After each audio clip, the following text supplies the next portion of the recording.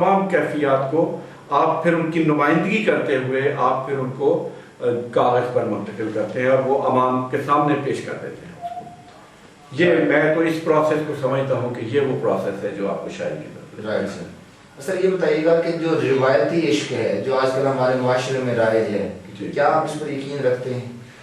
دیکھیے روایتی عشق، دیکھیں اس میں تو کوئی بحث کی گنجائش نہیں ہے کہ عشق مجازی بھی ہے اور حقیقی بھی ہے. الٹیمیٹلی جو مجازی عشق ہوتا ہے، جب آدمی شعور اور آگہی کی منزل سے ہمکنار ہو جاتا ہے تو اسے احساس ہوتا ہے کہ دراصل یہ عشق تو اس مالک حقیقی کی طرف لے کے جاتا ہے کہ جس بندے سے مجھے عشق ہوا وہ اسی کا مالک اور جو خالق ہے وہ تو وہی ذات ہے. تو پھر وہ آپ تمام خوبصورتیاں، تمام رعنائیاں، تمام جذبات جو ہیں، اگر آپ کو آگہی کی منزل سے آپ ہمکنار ہو جائیں تو آپ کو پھر اللہ تعالیٰ کے حضور جھکا دیتے ہیں. اور میری شاعری میں آپ نے دیکھا ہوگا کہ میں زیادہ تر مقصدیت کو ترجیح دیتا ہوں. میں زیادہ تر اس بات کو ترجیح دیتا ہوں کہ مجھے معاشرے سے میری جڑت جو ہے وہ مضبوط رہے. مجھے معاشرے کی ترجمانی کرنی ہے، مجھے ان چیزوں کا خیال رکھنا ہے. اب اگر شاعر کی جو تخلیقات ہیں وہ اس سے آگے نکلتے ہیں اور شاعر پیچھے رہ جائیں تو یہ کتنی نامناسب بات ہے. میں سمجھتا ہوں کہ شاعر کی گفتار، اس کے افکار، اس کا کردار، اس کی شاعری، اس کی تخلیقات سے آگے ہونا چاہیے اور آپ کی شاعری سے مقصدیت ہو جا کے آپ اپنی تفنن طبع کے ساتھ ساتھ معاشرے کے لیے کچھ خدمات کر سکیں. سر آپ کبھی روایتی عشق کے جو ہے نا تجربے سے گزرے؟ دیکھیے یہ کوئی اتنا میرے لیے اہم سوال نہیں ہے، اس لیے کہ وہ کون جوان آدمی ہے جب وہ جوانی میں قدم رکھے اور اس قسم کے روایتی عشق کا وہ گرفتار نہ ہوا ہو یا اس پہ نہ رکھا. میں نہیں سمجھتا کہ یہ کوئی ایسی کوئی اہم بات ہے. یہ تو ایک ہماری فطرت میں یہ ایک بات ہے جو کہ سر یہ بتائیے گا کہ اس وقت جو ہمارے شعراء حضرات ہیں وہ مختلف دڑوں میں بٹے ہوئے ہیں، جیسے انجمن ترقی پسند مصنفین، اس کے بعد کچھ لوگ اپنے آپ کو مزاحمتی تحریک سے وابستہ کرتے ہیں. تو آپ اپنے آپ کو ان مختلف دڑے بندیوں میں کس مقام پر کس طرف دیکھتے ہیں کہ آپ کا جھکاؤ کس طرف جا رہا ہے؟ دیکھیے سب سے بڑی دھڑا بندی یہ جتنا جو آپ نے بات کہی ہے، میں ٹھیک ہے یہ انسانی نفسیات ہے کہ سب نے اپنے اپنے حوالے سے کچھ اپنے معاملات جو ہیں ان کو چھوٹے چھوٹے دائروں میں بانٹ رکھا ہے. مجھ سے کسی نے انٹرویو کے دوران ایک دفعہ یہ سوال کیا کہ یہ بتائیے کہ احمد ندیم قاسمی صاحب کا ایک دھڑا تھا، ایک فیض احمد فیض صاحب کا دھڑا تھا، تو آپ کہاں اپنے آپ کو دیکھتے ہیں؟ میں نے کہا جی سب سے پہلے تو اس بات کی تصحیح کریں کہ یہ دھڑا بندی جو ہے یہ میرے لیے انتہائی نامناسب بات ہے. اس لیے کہ اگر ہم احمد ندیم قاسمی کو دائیں بازو کی طرف دیکھتے ہیں اور فیض احمد فیض صاحب کو بائیں بازو کی طرف دیکھتے ہیں تو یہ ایک وجود کے دو ہاتھ ہیں اور الٹیمیٹلی جب یہ ہاتھ اپنی منزل پر پہنچتے ہیں تو ایک دوسرے سے مجھے بغلگیر ہوتے ہوئے نظر آتے ہیں. میری یہ سوچ ہے. تو اس لیے میں یہ بلیو نہیں کرتا. میں نے اپنے آپ کو، میں دیکھیے رائٹرز گلڈ کا ممبر ہوں، حلقہ ارباب ذوق کا ممبر ہوں، انجمن ترقی پسند مصنفین کا ممبر ہوں، اور بھی جو ہے وہ معاملات ہیں. جتنی تنظیمیں ہیں یہاں ادبی مجھے بلاتی ہیں مشاعروں پہ، میں ان میں بڑے ذوق اور شوق سے شریک ہوتا ہوں. مجھے کبھی یہ اعتراض نہیں ہوا ہے کہ فلاں تنظیم میں مجھے جانا ہے، فلاں میں نہیں جانا. مجھے کبھی کسی میرے دوست نے بھی اصرار نہیں کیا کہ آپ وہاں نہ جائیے. سب کو میری اس طبیعت کا پتہ ہے کہ میں پوری کائنات سے محبت کرتا ہوں، پوری انسانیت سے محبت کرتا ہوں. تو یہ کیسے ممکن ہے کہ کائنات اور انسانیت کے جو سب سے معززین طبقہ جو جس کو میں شعراء کرام کہتا ہوں، میں ان میں کسی قسم کی پھوٹ رکھوں یا ان کے اندر کوئی میں تفریق کی دیوار بناؤں یا ان میں کوئی فاصلے بناؤں، مجھے حق نہیں پہنچتا کہ میں ایسا کروں. سر آپ اس ملک کی ایک ممتاز ادبی شخصیت ہیں، یہ بتائیے گا کہ آپ آج کل کے جدید دور میں کس شاعر کو نمائندہ شاعر قرار دیتے ہیں، اس دور کا ترجمان جسے آپ کہہ رہے ہیں؟ یہ میرے لیے ذرا مشکل سوال ہو جائے گا، اس لیے کہ میں نے آج تک اس معاملے میں نے یہ دیکھا ہے کہ جو بھی شاعر کام کر رہے ہیں وہ اچھا کام کر رہے ہیں، محنت کر رہے ہیں، تبدو کر رہے ہیں، اور مجھے تمام شعراء کرام کی عزت جو ہے وہ میرے ملوز خاطر ہے، اور میں سب کو سمجھتا ہوں کہ اپنی بساط کے مطابق وہ بہترین کام کر رہے ہیں. Right sir. تو آپ کے خیال میں سر اس عہد کو، جیسے کہتے ہیں کہ یہ عہد قاسمی میں ہم جی رہے ہیں، عہد یوسفی میں جی رہے ہیں، تو آج کل کے عہد کو کس کے نام کے ساتھ منسوب کیا جانا چاہیے؟ میں تو اس عہد کو خداوند تعالیٰ کے اس علم کے نام ہی منسوب کروں گا جو وہ خداوند تعالیٰ کی ذات ان شاعروں کو عطا کرتی ہے، اور ان کو بدیعت ہوتی ہے اور وہ اس پیغام کو لے کے آگے بڑھتے ہیں. Right sir.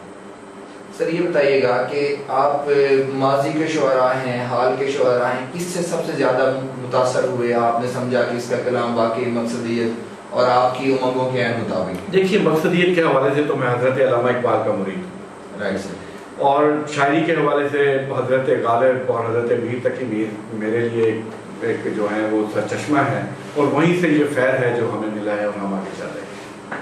رائٹ سر، سر یہ بتائیے گا کہ آپ نے کبھی مزاحیہ شاعری بھی کی؟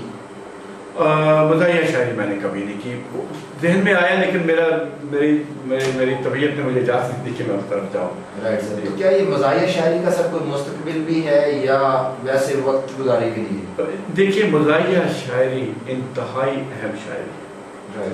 ہمارے معاشرے کو آپ دیکھیں کہ وہ پریشانیوں تفکرات میں ہر وقت الجھا ہوا معاشرہ ہے، جدھر بھی دیکھیں کرب کی ایک صورتحال ہے، ایک ناہمواری ہے، ایک انارکی ہے۔ ایسی صورتحال میں انسانوں کی نفسیات مجروح ہو چکی ہے۔ میں زیادہ تر لوگوں کو خون کے آنسو روتے ہوئے دیکھتا ہوں، میں زیادہ تر لوگوں کو پریشانیوں، ان کے ماتھوں پر پریشانیوں کی لکیریں دیکھتا ہوں، مجھے انتہائی تکلیف ہوتی ہے۔ اس حوالے سے اس تمام کیفیات سے اگر کوئی چیز باہر نکالتی ہے تو وہ آپ کی مسکراہٹ ہے، آپ کے اندر کی شگفتگی ہے۔ آپ کسی طنز و مزاح کے حوالے سے جب آپ اس میں شامل ہو جاتے ہیں تو آپ کے وقتی طور پر وہ تفکرات سے آپ کی جو ہے وہ آپ علیحدہ ہو جاتے ہیں۔ اس لیے ہمارے اس ملک میں جو حالات گزشتہ کئی سالوں سے ہم دیکھ رہے ہیں، انتہائی ضروری ہے کہ یہاں طنز و مزاح کی جو ہماری صنف ہے اس میں اضافہ ہو اور اس میں زیادہ سے زیادہ لوگ آئیں، اور یہ میں معاشرے کی دکھی معاشرے کی بہت بڑی خدمت ہوگی۔ سر آپ فاؤنٹین ہاؤس کے متعدد مشاعروں میں کہیں صدارت، کہیں سیکرٹریشپ کرتے ہوئے پائے گئے، تو یہ بتائیے گا کہ فاؤنٹین ہاؤس سے آپ کا کوئی خاص تعلق ہے یا وہ آپ کو ویسے بلاتے ہیں؟ دیکھیے میں خدا نخواستہ پایا گیا تو میں ہوں، لیکن اس حوالے سے نہیں پایا گیا جس طرح میرے ذہن میں یہ لفظ آیا۔ فاؤنٹین ہاؤس سے میری ذہنی وابستگی گزشتہ 35 سال سے ہے، اور میرے والد اور ہم ان کے شروع کے ہی خیر خواہوں میں شامل ہیں، اور ہم ہر وقت دیکھیے آپ ذرا اس شخص کی طرف دیکھیں کہ ایسا شخص ہے کہ وہ اپنے والدین بھی اس کی حفاظت نہیں کر رہے، والدین بھی اس سے نالاں ہیں، وہ معاشرے میں جاتا ہے اور معاشرے کی انارکی کا شکار ہوتا ہے، لوگ اس سے بڑا برا برتاؤ کرتے ہیں۔ تو جس طرح ایک ماں ایک بچے کو اپنی گود میں لے لیتی ہے، حفاظت کے حصار میں لے لیتی ہے، فاؤنٹین ہاؤس ایسے لوگوں کو اپنے سینے سے لگا دیتی ہے۔ تو وہ لوگ یہاں 10,000 کے قریب لوگ جو ہیں وہ اس ادارے سے جو ہیں وہ ٹھیک ہو کر اپنی ذہنی بہتر کیفیات کے ساتھ معاشرے میں جا کے اپنے کام کر رہے ہیں۔ تو یہ ایک بہت بڑا ادارہ ہے۔ سر یہ نفسیاتی جو مریضوں کی علاج گاہ ہے یا ویسے اولڈ ہوم ہے؟ جی یہ ذہنی مریضوں کی علاج گاہ ہے، اور ہمارے وہ ذہنی مریض جن کو معاشرے نے قبول نہیں کیا ہوتا، فاؤنٹین ہاؤس ان کی تمام رہائش کا جو ہے وہ خیال کرتا ہے، اس کا نان نفقہ، ان کی سب معاملات ہو رہا ہے بالکل ماں باپ کی طرح، جس طرح ماحول ہوتا ہے اس طرح۔ سر آپ اس کے باقاعدہ ممبر ہیں؟ جی میں اس کا باقاعدہ ممبر ہوں، اور ان کے جتنے بھی ایونٹس ہوتے ہیں ان میں ان کی آرگنائزنگ کمیٹی کا چیئرمین ہوں۔ رائٹ سر،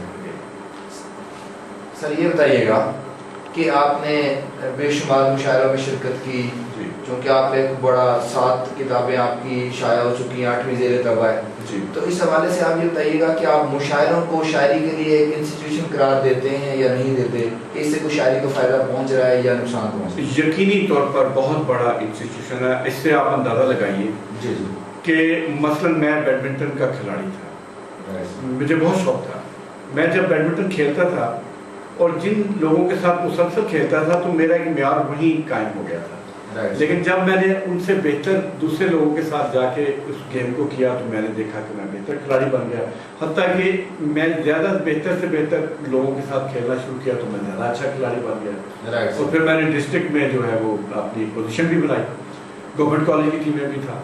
میں نہیں کہ جب آپ شاعری کے میدان میں مختلف لوگوں سے آپ انٹریکشن کرتے ہیں، مشاعروں میں جاتے ہیں، مشاعروں کو دلچسپی دلجمی کے ساتھ سنتے ہیں، اور وہ علم جو آپ حاصل کرتے ہیں، اور جب آپ کے اپنے علم اور اس میں تقابل ہوتا ہے اور اس میں एक स्पार्क आता है, एक रोशनी नमूदार होती है, और आप खुद देखते हैं कि आपकी जो शायरी है उसमें ज़्यादा निखार आना शुरू हो गया और बेहतर होना शुरू हुआ है।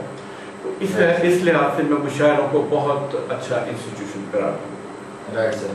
तो सर मुशायरों के अंदर एक आम आदमी के लिए, उसके लिए अदब की क्या अहमियत है? शायरी के अंदर, अदब के अंदर, एक जो मुआशरे का आम इंसान है जिसका ताल्लुक उर्दू अदब से नहीं है, तो आप उसके लिए अदब की क्या अहमियत है आप बता दें? देखिए, अदब किसी भी सोसाइटी का सबसे अहम तरीन जुज़्व है। जिन जिन सोसाइटीज़ में अदब की जितनी जितनी परसेंटेज ज़्यादा होती है, जी, उन सोसाइटीज़ में वायलेशन का ग्राफ उतना ही कम होता है। राइट। जिन सोसाइटीज़ में अदब की मिकदार कम होती चली जाती है, वो पुरतशद्दुद सोसाइटीज़ बन जाती है। राइट। अनफॉर्चुनेटली यहाँ अब पाकिस्तान में अदब के हवाले से बज़ाहिर यही सूरत हाल जो है उसका सामना है, लेकिन मैंने देखा है कि हमारे नौजवान शायर और अदीब इंतहाई दिलचस्पी और दिलजमी के साथ काम कर रहे हैं, और वो अपनी खिदमत जो है वो आगे बढ़ा रहे हैं, और इंशाल्लाह कोई वक्त ऐसा आ सकता है कि अदब हमारे मुआशरे का रुख पलट दे और हमारी सोसाइटी में एक इनकलाब आ जाए। Right sir. सर ये बताइएगा कि शायरी के अंदर आप लॉबिज़म को कहाँ पर देखते हैं? देखिए जी, इंसानी फितरत है कि जो लॉबीज़म है वो तो एक हमारे खासा है। जहाँ भी चार शख्स इकट्ठे होंगे वो अपने अपनी सोच के मालिक होंगे, तो वो अपने अपना एक अदारा बना लेते हैं। तो इस तरह की सूरत हाल है, मैंने अपने आप को इससे हमेशा अलग रखा। राइट सर जी। सर ये बताइएगा कि आपकी माशाअल्लाह काफ़ी सारी किताबें शाया हो चुकी हैं, मुख्तलिफ अखबारात रसायल में आपका कलाम छपता है जी। आप क्या देखते हैं कि आपकी शायरी का बुनियादी मौजू क्या है जिस पर आपने कलम उठाया है? मेरी शायरी का बुनियादी मौजू मेरा मुआशरा है, राइट सर। मेरे इस वतन की मिट्टी है और मेरे वतन के लोग हैं। उन्हीं में मैं भी शामिल हूँ, तो मैं भी उनका हिस्सा बन के शायरी का हिस्सा बन जाता हूँ। Right sir. सर ये बताइएगा कि आजकल के दौर में जो है ना, आप बेहतर समझते हैं कि बहुत सारी कुतुब शाया हो रही हैं शायरी के ऊपर, तो ख़ास तौर पे बहुत सारी किताबें शाया हो रही हैं, तो नौजवान शुअरा ने जो एक मयार मुकर्रर किया है शायरी की किताब छापने के लिए, तो आप क्या समझते हैं कि वो उससे आप मुतमईन हैं या कि उसको मज़ीद बेहतरी लाना होगी? कोई भी मैदान हो, हर मैदान में बेहतरी की गुंजाइश हमेशा मौजूद होती है। There is always the room for improvement. लिहाजा हमें ये देखना है कि हमारे अंदर चूंकि ये शौक़ और जज्बा मौजूद है, हमारी नौजवान नस्ल इस वादी में कदम रख चुकी है, आगे बढ़ना चाहती है, तो हमारा फ़र्ज़ बनता है, हमारे इंस्टीट्यूशंस का बेसिकली फ़र्ज़ बनता है, अदारों का फ़र्ज़ बनता है कि वो इनकी पुष्पनाही करें, इनकी रहनुमाई करें और बेहतरीन रास्ता दिखाने के लिए वो तवज्जो करें और इसके लिए कोई एहतमाम करें। ये बड़ा ज़रूरी है ताकि उन नौजवानों के कलाम में निखार आ सके। Right sir. सर हमारे यहाँ अक्सर शुअरा ने अपनी जो है पब्लिशिंग हाउस खोल रखे हैं, तो क्या आपको कभी ऐसा ख्याल नहीं आया कि मैं कोई पब्लिशिंग का इदारा खोलूँ? मेरे जहन में एक दफ़ा ख्याल आया था और मैंने सोचा कि ऐसा किया जाए और मैं वहाँ कोई ब्यार का जो सिलसिला करूँ, लेकिन फिर मैंने देखा कि मैं इधर उलझ गया तो जो मेरा काम है वो जो है ना वो मुतासर होगा, तो मैंने फिर उनको अपने इरादे को तरक कर। सर आप